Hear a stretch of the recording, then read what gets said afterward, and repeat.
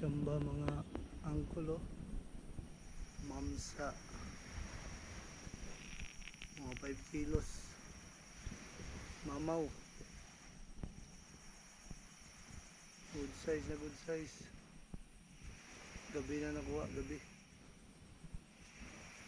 is on.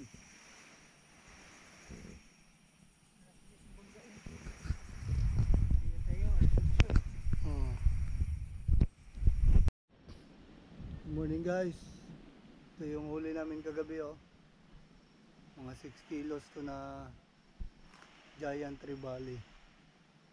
So sinabit lang namin kasi wala kaming ice. So yung sabi ng papa ko nung unang panahon, pag may nahuli silang malaki, sinasabit lang nila para hindi masira. Tingnan natin kung sariwa pa. Sariwa pa So yan yung diskarte mga unang panahon. So pag may nahuli kayong malaking isda, isabit nyo lang. Pero pag wala kayong huli, isabit nyo yung kasama nyo. Malas yan Peace on mga angkol.